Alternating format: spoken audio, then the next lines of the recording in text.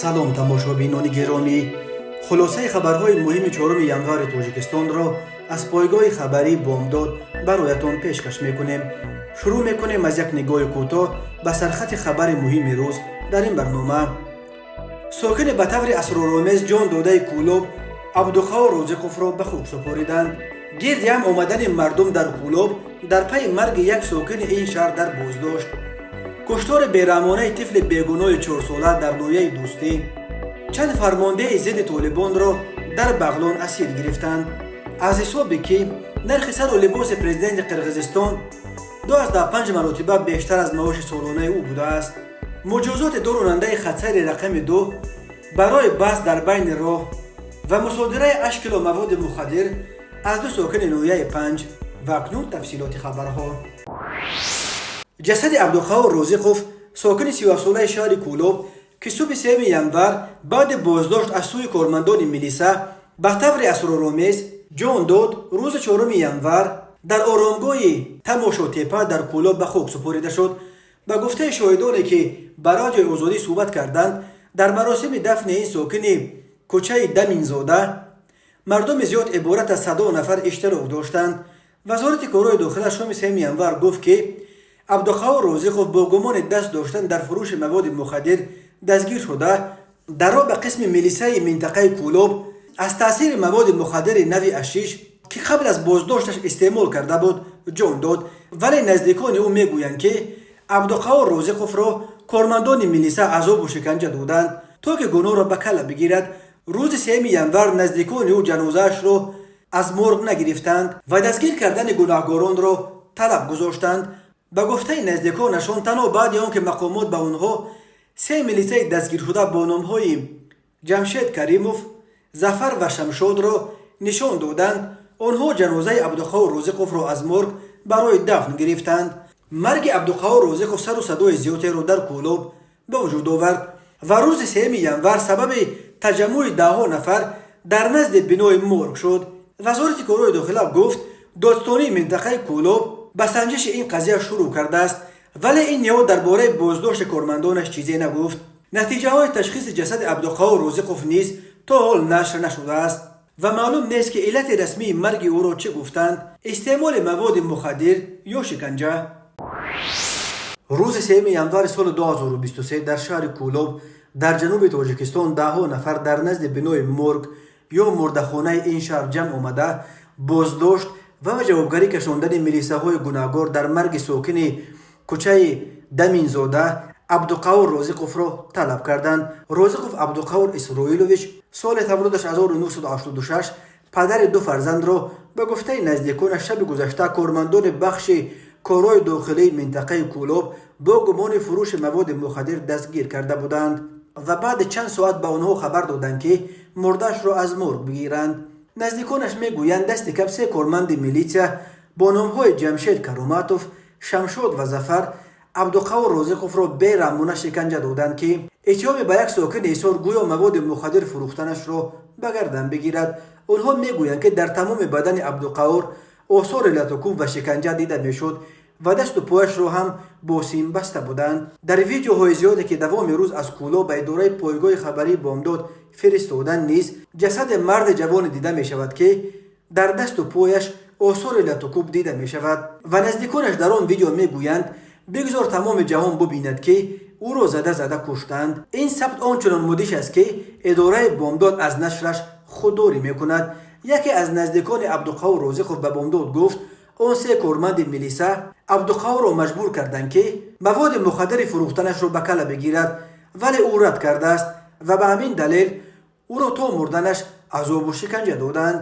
чанд манбаи бомдод гуфт, дар пайи ҷамъ шудани мардум кормандони додстонии Кӯлоб он 3 корманди милиса Ҷамшед Каруматов, Шамшод ва Зафарро дастгир карданд. Абдуқаҳор Розиқов ба гуфтаи ҳамсӯҳбатони бомдод дар шаҳри Кӯлоб аз бачаҳои бонуфуз ба шумор мерафт. ӯ қаблан бо ҷурми қочоқи маводи мухаддир зиндонӣ шуда, ҳолу низ шартан дар озодӣ қарор дошт ва бояд ҳар ҳафта дар идораи милиса ҳозир шуда нишон медод ки дар маҳалли зисташ, яъне дар шаҳри Кӯлоб қарор дорад. онҳо мегӯянд падари Абдуқаҳор вафот карда буд ва ӯ ҳамчун фарзанди калонӣ саробони асосии оилаашон ба шумор мерафт. وزارت کارهای داخلی تاجیکستان شام 3 ینور با نشر یک اطلاعیه ویژه برای تشخیص دادگاهی به مرکز تشخیص دادگاهی و طبی شهر کولوب سپردن جسد عبدالقادر رازقوف و ادامه داشتن سنجش این قضیه از جانب دادستانی منطقه کولوب را تصدیق کرد، ولی درباره بازداشت 3 کارمند میلیسا در رابطه به مرگ رازقوف چیزی نگفتند. وزارت کارهای داخلی در اطلاعیه‌اش سبب مرگ او را استعمال مواد مخدر نامید. بنا به فرضیه وزارت کارهای داخلی قضیه از آنجا آغاز یافت که روز 2 ینور سال 2023 کارمندان میلیسا گروه نویه کولوب ساکن محله خواجه موسی شهر ایسار پیرونوف اکبر سمندر قلوویچ را که پیش با ماده 220 کودکس جنایی جمهوری تاجیکستان سود شده بود هنگام به معاملات برآوردن مواد نشه‌دار دستگیر کرده از خانه او 356 گرم حشیش یافتند. پیرونوف گویا نشان داده است که این مقدار مواد مخدر را در عوض 5000 سامانی از ساکن کوچه دمین زاده شهر کولوب عبدالقادر رازقوف که پیش با ماده 200 قسم 3 کودکس جنایی جمهوری تاجیکستان سود شده است خریده است. وزارت کارهای داخلی میگوید 3 ینور سال 2023 رازقوف عبدالقادر در منزل استقامتیش دستگیر شده هنگام از نظرگذرانی خانه یک مقدار حشیش نیز گویا یافته باشند. پیش از دستگیر شدن شهروند رازقوف مواد سخت تاثیر نو متامفتامین استعمال نموده بود و در وقت به قسم منطقوی ریاست وزارت کارهای داخلی در ولایت ختلان دسترس نمودند در آن نام برده بنا بر سبب استعمال نمودن تعداد زیاد مواد سخت تاثیر نو متامفتامین به هلاکت رسیده است. گفته می شود در اطلاعیه وزارت کارهای داخلی ادعایی که نزدیکان عبدالقادر رازقوف رد می کنند و می گویند که او بر اثر لطوکوب و شکنجه جان باخته است. مرکز مطبوعات وزارت کارهای داخلی تاجیکستان روز 4 ینور سال 2023 از آشکار شدن باز یک کشتار طفل خردسال در جنوب این کشور خبر داد. وزارت کارهای داخلی آدمکشی را به سر خود جنایت سنگین و کشتار اخیر طفل 3 ساله در جماعت به نام لاهوتی نویه دوستی ولایت ختلان را فاجعه دهشت‌انگیز نامید که مردم را وحشت‌زده کرد. بنا به گزارش پلکونیک آفاق قادریان سخنگوی ریاست وزارت کارهای داخلی ولایت ختلان احسانوف سبحانعلی سال تولدش 1991 ساکن جماعت لاهوتی نویه دوستی ولایت ختلان با خود اقراری به شعبه میلیس این نویه حاضر شده خبر داده است که قهر و غضب خود را اداره کرده نتوانسته در زمینه مناقشه و خصومت با همسرش پسر نابالغ اوگایش گدایف سمیر سال تولدش 2019 را به هلاکت رسانیده است. کارمندان میلیس و دادستانی نویه به جای حادثه حاضر گشته جسد در خون آغشته طفلک 4 ساله را که با یک بیرحمی مخصوص به هلاکت رسانیده شده بود پیدا نمودند. خود احسانوف سبحانعلی برای شرح حادثه دسترس نیست، ولی وزارت کارهای داخلی میگوید که او اقرار کرده است که طبق نقشه تعریضی کردهش با بهانه جمع‌آوری هیزم پسر اوگایش را به زمین‌های خواجگی دهقانی باغستان واقع در حدود جماعت لاهوتی آورده به سرش با چوب چند مرتبه زده کودک را بیهوش کرده است. بعداً این مرد بدسرش می‌بیند که نابالغ گدایف سمیر حالا هم نفس کشیده در حالت عاجز قرار دارد و با یک بیرحمی مخصوص پای خود را در قفس سینه مرحوم گذاشته با تمام قوت زیر می‌نماید. باز با چوب در دست داشتهش چند مرتبه به سر و رویش می‌زند که در نتیجه نابالغ در جای حادثه از جراحت‌های وزنی جسمانی به هلاکت رسیده است. وزارت کارهای داخلی می‌افزاید کشتار بیرحمانه این کودک نابالغ بار دیگر اهل جامعه را هشدار می‌دهد که در میان ما هستند نفرانی که قدر و منزلت انسان‌ها نزد این طایفه قیمتی ندارد. نسبت به احسانوف سبحانعلی در دادستانی نویه دوستی بر اساس ماده 104 قسم 2 کودکس جنایتی جمهوری تاجیکستان با اتهام کشتار طفل نابالغ عاجز با بیرحمی مخصوص پرونده جنایتی آغاز گردیده تفتیشات ادامه دارد. به او برای این جنایت مدهش تا 25 سال زندان و یا حبس عمرباد تهدید میکند. جنگجویان رژیم طالبان روز 3 ینور سال 2023 چند تن از فرماندهان و عضو جبهه مقاومت ملی افغانستان را در بغلان به صورت گرفتند. در این باره سامانه فارسی نشریه The Independent با تکیه به منابع خود خبر می‌دهد. نشریه می‌نویسد که داوود خطیر فرمانده جبهه آزادی افغانستان را با 6 تن از افرادش و 3 تن از فرماندهان جبهه مقاومت ملی 3 ینور سال 2023 در یک کمینگاه در شهرستان خوست ولایت بغلان به دست طالبان اسیر افتادند. تا کنون جبهه مقاومت ملی و جبهه آزادی افغانستان در مورد بازداشت این افراد اظهار نظری نکردند، اما در خبرنامه پلیس طالبان ولایت بغلان آمده است که ضمن یک عملیات مخصوص استخباراتی در منطقه بغلان 10 تن از فرماندهان جبهه مقاومت بازداشت شدند. همچنین پلیس طالبان خبر می‌دهد که از اعضای این گروه مهمات جنگی مثل اتومات‌های کلاشنیکوف، تلفن‌های ماورایی و تپانچه نیز مصادره شده است. نشریه یادآور شده است که هفته سپری شده نیز یک فرمانده و 2 تن از اعضای جبهه مقاومت در این منطقه از طرف طالبان دستگیر شده بودند. همصحبت The Independent گفته است که روزهای اخیر حضور جنگیان طالبان در این ولایت افزایش یافته است. به نظر میرسد طالبان تلاش دارند تمام قرارگاه جبهه مقاومت ملی و جبهه آزادی افغانستان را در بغلان از بین ببرند. چند پیش خیر محمد خیرخواه اندرابی، قمرالدین رمضانی و عبدالمنان ربانی از فرماندهان جبهه مقاومت ملی افغانستان را در منطقه اندرابهای ولایت بغلان با همراه شماری از نیروهای تحت فرمانشان در نبرد روبرو با طالبان جان باخته بودند.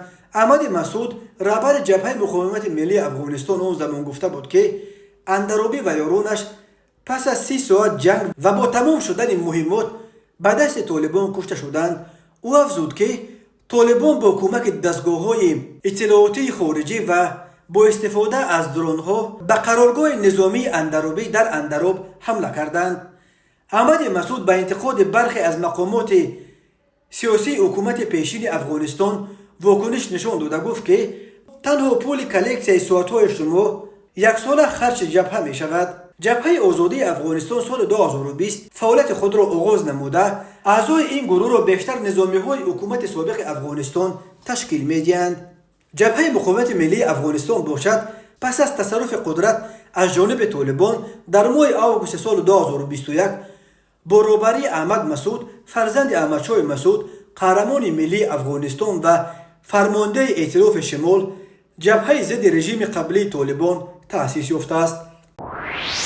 بعد به سر حکومت آمدنشان طی سال گذشته ارزش در تن پرزیدنت قرقیزستان صادر جبوروف سر و لباس نرخش قریب 2.5 میلیون سوم یا نزدیک $30,000 را مشاهده کردند. پایگاه خبری قرقیزی 24 که نوشت که ارزش تن و چند سر و لباس 2.5 مرتبه بیشتر از 1 میلیون سوم درآمد سالانه است که پرزیدنت قرقیزستان در اعلامیه سالانه‌اش به خدمات اندوز این کشور ارائه کرده است.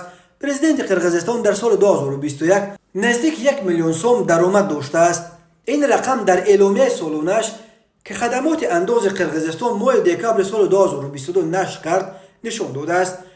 بنا به این سند جمع درآمدهای صادر جبوروف در سال 2021 در عموم 997,803 سوم یا نزدیک $12,000 را تشکیل داده است. این به معنای است که او هر ماه 83,100 سوم یعنی قریب $1,000 معاش میگیرد.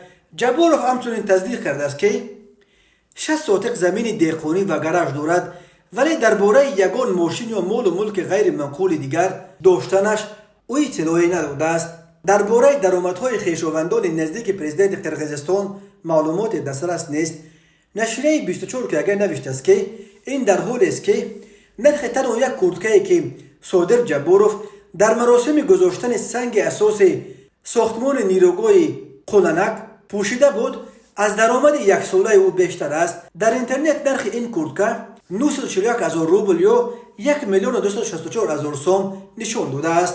این برابر به 15 معاش ماهانه جبوروف است. سامانه قرقیزی فکت چکر معاین کرده بود که صادر جبوروف ماه اکتبر سال 2022 در این مراسم کرتکه برند ایتالیایی لورو پیانو که نرخش $15,300 بوده است و این یگانه مال قیمت بها در سر و لباس پرزیدنت قرقیزستان نیست که به چشم میرسد.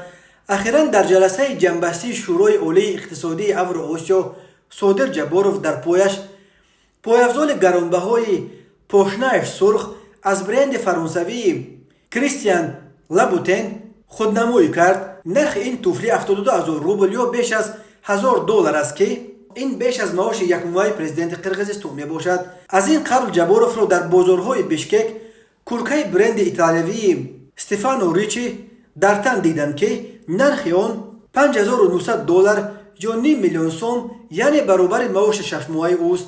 ماه آگوست سال 2022 کاردیگان پوشیده جابوروف موضوع بحث‌ها در شبکه‌های اجتماعی شد، چون که این کاردیگان برند ارمنجل دوزینیا 299,500 روبل یا نزدیک $5,000 نرخ داشته، برابر معاش 5 ماهه پرزیدنت قرقیزستان بود. همسرش کورکای برند تونی سایلر نرخ 124,000 روبل یا نزدیک $2,000 که برابر 140,000 سوم و یا معاش قریب 2 ماهه پرزیدنت قرقیزستان است.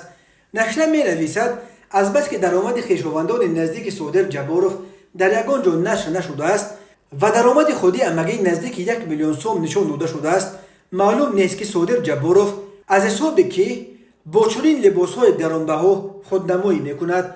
صادر جابوروف که 53 سال دارد در تیر ماه سال 2020 در نتیجه اعتراض‌های مردمی از محبس آزاد شده بلافاصله به کرسی رهبری قرقیزستان نشست.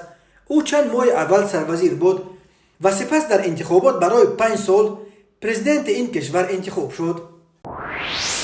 مؤسسه دولتی کمونالی دوشنبه نقلیات خدمت رسان که امور نقلیات جمعیتی پایتخت تاجیکستان را در دست دارد خبر داد که دو راننده مشروط رقم 2 که توقف نادرست ماشین‌هایشان در بین راه باعث تنبشوی گردید جزا داده شدند. اخیراً در کانال پرویز تیوی نوار ویدیوی نشر شد که در آن دیده میشد که دو راننده خودسیر میکرواتوبوس رقم 2 در پایتخت قاعده‌های حمل و نقل مسافرکشانی را پایمال کرده واسطه‌های نقلیات خود را در جای نامعین منع می‌کنند و با همدیگر وارد بحث می‌شوند. به گفته مؤلفان ویدیو این حالت به دیگر اشتراک کنندگان حرکت در راه خلل ایجاد نموده تنبشوی راه نقلیات را در این مسیر به بار آورده است. دوشنبه نقلیات خدمت رسان در صفحه‌اش در فیسبوک خبر داد که دایر به حالت مذکور از جانب سرپرست ساحه نقلیات مسافربری پایتخت به مسئولین ساحه سپارش داده شد که وابسته به حالت جای داشته چاره‌های ضروری اندیشیده کمبودی جای داشته فوراً برطرف کرده شود. هنگام بررسی کمبودی جای داشته معین کرده شده است که حالت مذکور از جانب راننده خودسیر میکرواتوبوس رقم 2 رقم قید دولتی ماشینش 4320-00 اودینایف شادمان و با عیب به واسطه راننده واسطه نقلیات رقم دولتیش 6718-05 صادقوف امید به میان آمده است. گفته میشد صادقوف امید پیش روی واسطه نقلیات رنگش زد را بند نموده برای حرکت واسطه نقلیات مانع ایجاد نموده است. از این لحاظ در اساس بندهای دخلدار شرطنامه طرفین از جانب رهبریت شرکت محمد جان که خودسیر رقم 2 متعلق به همین شرکت بوده است به اودینایف شادمان آگاهی داده شده است، ولی نسبت به راننده واسطه نقلیات تمغه مرسدس بنز پرینتر صادقوف امید که این ماشین را به اجاره گرفته بود و تکرارا به چنین کمبودی‌ها راه داده حادثه اخیر نیز بنا به خلاصه مسئولان وابسته به عیب او رخ داده است. چاره‌های ضروری در نمود یک طرفه قطع نمودن شرطنامه همکاری و باز داشتن صادقوف امید از سهولت مسافربری در خودسیر رقم 2 اندیشیده شد. مسئولین ساحه نقلیات مسافربری پایتخت مسافران را باور می‌کنند که باری خوبتر و بهتر برای ماندن سطح و صفت خدمت رسانی نقلیاتی در خودسیرهای مسافربر همه گونه تدبیرهای سری وقتی را می‌اندیشد. اطمینان خاطر داده است به ساکنان و مهمانان پایتخت شرکت دوشنبه نقلیات خدمت رسان. وزارت کارهای داخلی تاجیکستان روز 4 ژانویه سال 2023 از مصادره 8 کیلو مواد مخدر از 2 ساکن نویه 5 خبر داد. بنا به گزارش پلکاونیک آفاق قادریان سخنگوی ریاست وزارت کارهای داخلی ولایت ختلان، کارمندان شعبه مبارزه ضد گردش غیر قانونی مواد مخدر ریاست وزارت کارهای داخلی در ولایت ختلان ضمن کارکرد یک قطار اخبار فوری و پیشبرد چاره‌بینی‌های فوری توانستند 2 ساکن نویه 5 زایدوف غیرت سال تولدش 1986 و مولانا فرامونعلی سال تولدش 1987 را با گمان دست داشتن در معاملات غیر قانونی مواد نشه‌آور و فروش آن دستگیر کردند. گفته می شود هنگام از نظر گذرانی منزل استقامتی زویدوف در جماعت دیوت 5 از جانب کارمندان میلیتسیا مقدار زیاد مواد نشعه‌دار دریافت و مصادره کرده شد که به نوع اشش منسوب بوده وزن عمومی آن 7 کیلوگرم و 231 گرم را تشکیل میدهد. این چنین در رفت بردن چهاربینی‌های فوری از داخل بغاج ماشین تمغه مرسدس بنز که به شهروند مولانوف رحمون علی تعلق دارد 747 گرم مواد پسیخوتراپی نوع متامفتامین دریافت و مصادره کرده شد. خود دستگیر شدگان برای شرح قضیه دسترس نیستند، ولی وزارت کارهای داخله میگوید معین کرده شد که گمان بر آن پیوسته به خرید و فروش مواد نشعه‌آور مشغول بوده با این رو فایده به دست می آوردند. در شعبه تفتیشاتی ریاست وزارت کارهای داخله ولایت ختلان نسبت به این دو ساکن دستگیر شده نویه 5 بر اساس قسم 4 ماده 200 کد جنایی جمهوری تاجیکستان با اتهام قاچاق مواد مخدر به مقدار مخصوصا زیاد آغاز گردیده تفتیشات ادامه دارد. به آنها بر اساس این بند قانون همچون جزا از 12 تا 20 سال زندان تهدید میکند. نویه 5 که در مرز با افغانستان جایگیر شده است در سالهای آخر با یک مسیر قاچاق مواد مخدر افغانی، هروئین، افیون و حشیش از آن سوی عمو به تاجیکستان و از تاجیکستان به بازارهای سیاه شمال سیاره تبدیل یافته است. به شعبه وزارت کارهای داخله یک در نویه فردوسی با عریضه مرد 33 ساله ساکن شهر خوجند مراجعت نموده است که 29 دکبر سال 2022 شخصان نامعلوم با رای پنهانی به طرف خانه‌اش واقع در شهر دوشنبه در آمده از آنجا یک عدد صندوق آهنین که در داخلش 20,000 سامانی بوده است دزدیده از جای حادثه غیب شدند. در نتیجه گذراندن چهاربینی‌های اپراتیوی جستجویی از جانب کارمندان میلیتیا جوانان 19، 21، 22 و 23 ساله ساکنان شهر دوشنبه همچون گمانبر در صادر نمودن جنایت دزدی دستگیر کرده شدند. از روی این حادثه تفتیشات ادامه دارد. به شعبه وزارت کارهای داخله 2 در نویه فردوسی با عریضه مرد 25 ساله ساکن شهر دوشنبه مراجعت نموده است که 15 دکبر سال 2022 مرد 37 ساله ساکن نویه رودکی با رای فریب به باوریش در آمده برای تجارت از او 160,000 سامانی گرفته تا حال مبلغش را برنگردانیده است. از روی این حادثه تفتیشات ادامه دارد. تماشابینان عزیز و گرامی، این بود مرور به خلاصه چند خبر مهم امروز تاجیکستان. خبر و گزارش‌های بیشتر از تاجیکستان و درباره تاجیکستان و اطراف آن را در سامانه پایگاه خبری بامداد در این نشانه پیگیری نمایید: www.bomdad.com. خوش باشید.